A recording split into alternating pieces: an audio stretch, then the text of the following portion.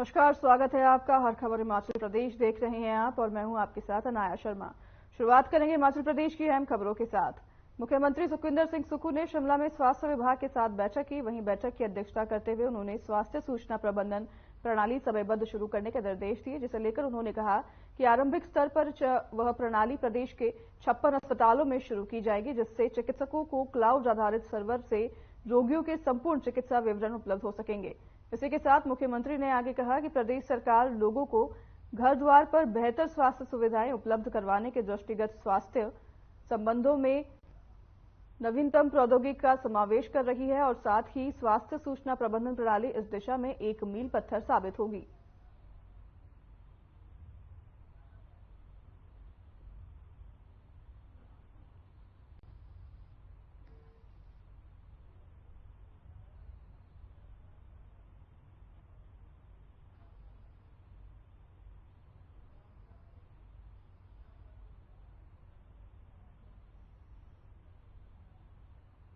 मुख्यमंत्री ने अधिकारियों को निर्देश दिए हैं। सुखविंदर सिंह सुक्खू ने बैठक की है सभी अधिकारियों के साथ और इसी दौरान स्वास्थ्य विभाग के साथ सीएम ने बैठक करते हुए सभी अधिकारियों को निर्देश दिए हैं।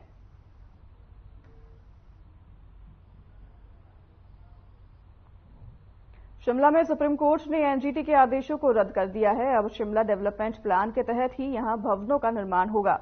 वहीं आपको बता दें कि नेशनल ग्रीन ट्रिब्यूनल में साल 2017 में शिमला शहर के कोर और ग्रीन एरिया में भवन निर्माण पर रोक लगा दी थी, जिससे अब शिमला शहर के लोगों को खासा राहत मिली है। बताया जा रहा है कि कई ऐसी जनहित से जुड़ी इमारत का भी निर्माण हो सकेगा, जो अब तक एनजीटी के आदेशों की वजह से नहीं हो पा रहा था। इनमें अस्पतालों की कई बड़ी इमारतें भी शामिल हैं। वहीं हिमाचल प्रदेश सरकार में शहरी विकास मंत्री रहे सुरेश भारद्वाज ने कहा कि साल 2017 के नवंबर महीने में एनजीटी ने प्लान पर रोक लगा दी थी। साथ ही उन्होंने आगे कहा कि इस प्लान से फागू से लेकर जठिया देवी तक निर्माण के लिए प्लान तैयार किया गया है।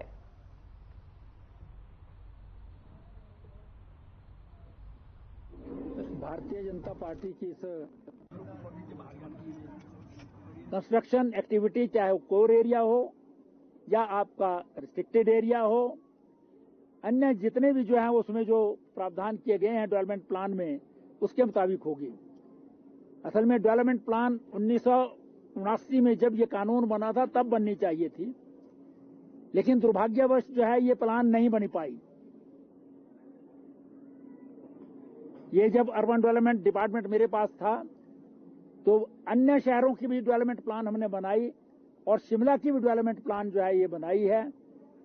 इसे जो है वो माननीय उच्चतम न्यायालय ने स्वीकार किया है, स्वीकारोक्ति दी है अपनी, तो उसके मुताबिक जो है वो शिमला की जनता को जो राहत मिलेगी, मैं इसके लिए शिमला की जनता को बहुत बहुत बधाई देना चाहता हूं।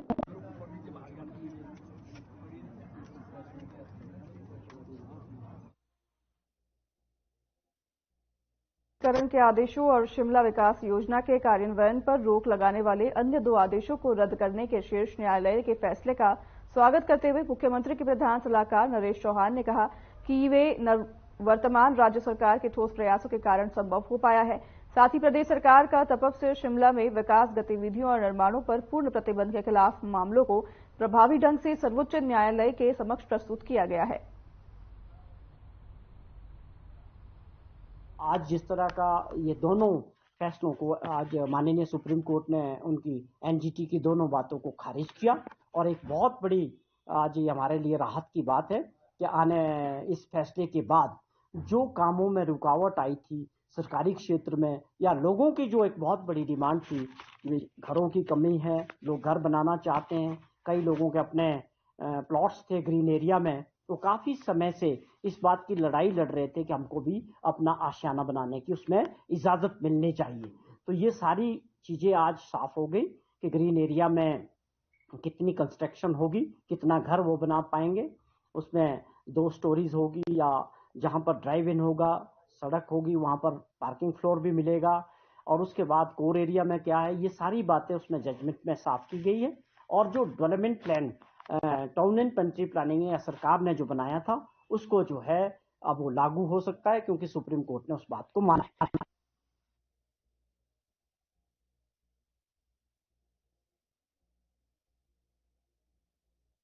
बीजेपी जिला की बैठक मंडी के जिला परिषद भवन के सभागार में बीजेपी जिला अध्यक्ष निहाल चंद शर्मा की अध्यक्षता में संपन्न हुई। इस बैठक में विशेष रूप से बीजेपी प्रदेश महामंत्री बिहारी लाल शर्मा उपस्थित रहे। वहीं बिहारी लाल शर्मा ने कहा कि हाल ही में प्रदेश की बैठक शिमला में संपन्न हुई, उसके बाद अब सभी जिलों की बैठक हो रही है। साथ ही बिहारी लाल शर्मा ने बीजेपी आने वाले समय में कौन से कार्यक्रम किस तरह करेगी, इसकी भी जानकारी दी। 22 जनवरी को भव्य राम मंदिर में प्राण प्रतिष्ठा का होना आज के समय में बहुत खुशी और गौरव का बात है। रामलला की प्रतिष्ठा वाले दिन मंदिरों में भजन किए जाएंगे। 25 जनवरी से 20 मार्च तक रामलला के अनेकों कार्यक्रम किए जाएंगे। आगे उन्होंने कहा कि देश के प्रधानमंत्री नरेंद्र मोदी एक बार फिर तीसरी बार देश के प्रधानमंत्री बनेंगे। देश की जनता को मोदी के नेतृत्व पर पूरा भरोसा है।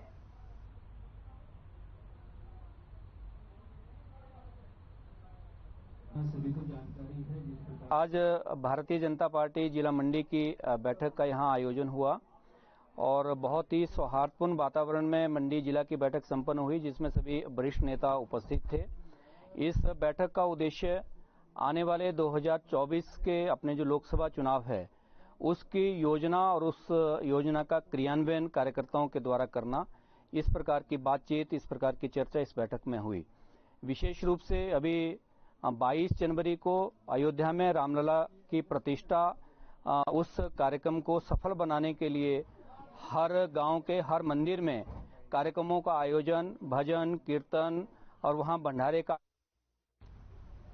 खबर धर्मशाला से है, जहां विधायक सुधीर शर्मा ने कहा कि लोगों को शुद्ध और स्वच्छ जल उपलब्ध करवाने के लिए कारगर कदम उठाए जा रहे हैं।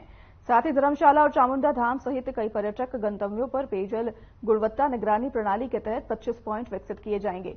वहीं आपको बता दें कि विधायक सुधीर शर्मा ने धर्मशाला में 18 लाख की लागत से शहीद स्मारक और डीआरडीए के समीप वास्तविक समय पेयजल गुणवत्ता निगरानी प्रणाली स्कीम का शुभारंभ किया, जिसको लेकर विधायक सुधीर शर्मा ने कहा कि जल प्रदूषण वर्तमान में एक बहुत बड़ी चुनौती और लोगों को स्वच्छ जल प्राप्त हो, इसके लिए धर्मशाला में पेयजल गुणवत्ता निगरानी प्रणाली को विकसित किया जा रहा है। वहीं अगर प्रयोग सफल रहा तो अन्य जगहों पर भी इस तरह के पेयजल सप्लाई सुनिश्चित की जाएगी।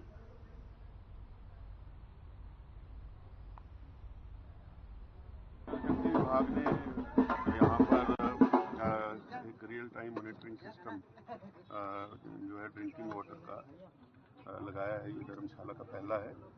अभी इसके बाद जो है दूसरा हमारा नीचे वॉर मेमोरियल के सामने जो लगा है, इसके बाद उसका भी उद्घाटन करेंगे।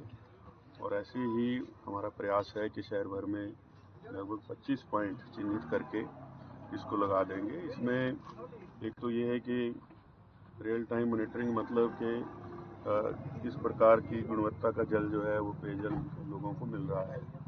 दूसरा हमारा प्रयास ये है कि क्योंकि प्लास्टिक से बहुत ज़्यादा कूड़ा करकट जो है फैलता है शहर में और प्लास्टिक का डिस्पोजल नहीं है, तो जिस प्रकार से दुनिया के अन्य देशों में जैसे सैन फ्रांसिस्को है, उन्होंने प्लास्टिक बैन कर दिया बोतल। पहले अभी ट्रायल बेस पे देखेंगे कि गुणवत्ता। सोलन जिला की शामती में जुलाई महीने में बरसात के कारण खासा नुकसान हुआ, जिसमें लगभग शामती पूरी तरह से ध्वस्त हो गया था।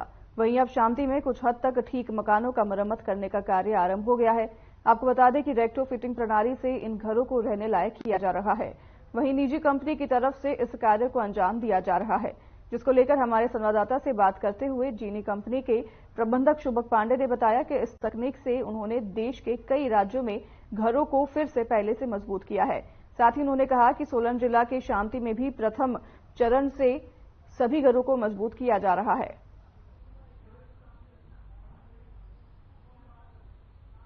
हमारे कंपनी का नाम है HSBL हाउस लिफ्टिंग कंपनी। अभी हम सोलन में हैं, शामती में। अभी यहाँ पे काफी मकान गिर गए हैं। अभी 3 काम को मिला है उसको ठीक करने के लिए, और अभी काम चालू है, रात दिन करके हम लोग कर रहे हैं। सही तो किस तकनीक में? इसमें कम से कम 2 से 3 महीना लग जाएगा। अभी हम लोग के पास जेक है, जेक का सपोर्ट दे रहे हैं। अभी पीछे देखिए वो दीवार उठ रहा है, उसके ऊपर जेक सपोर्ट डालेंगे। इसके बाद में पूरी दीवार निकाल के रिमूव करके दूसरा न्यू दीवार लगाएंगे। उसमें पहले से ज़्यादा स्ट्रॉन्ग करेंगे इसको। केरल, कर्नाटका में, उड़ीसा में, जम्मू में चल रहा है और आसाम में। हिमाचल प्रदेश के खूबसूरत पहाड़ों पर बर्फबारी का इंतजार कर रहे लोगों के लिए मन को उदास करने वाली खबर सामने आई है। इसके अलावा ये बागवानों के साथ आम लोगों के लिए भी चिंता का विषय है। वहीं आपको बता दें कि मौसम विज्ञान केंद्र शिमला का पूर्वानुमान है कि जनवरी महीने में भी मौसम शुष्क ही बना रहेगा। हिमाचल प्रदेश के ज्यादातर इलाकों में बर्फबारी और बारिश की संभावना न के बराबर है और हालांकि 16 से 17 जनवरी को हिमाचल प्रदेश के जिला चंबा, किन्नौर, लाहौल स्पीति और शिमला की ऊंचाई वाले इलाकों में हल्की बर्फबारी हो सकती है। वहीं मौसम विज्ञान केंद्र शिमला के निदेशक डॉक्टर सुरेंद्र पॉल ने कहा कि पहाड़ों पर बर्फबारी और बारिश न होने की एक बड़ी वजह ग्लोबल पैटर्न भी है।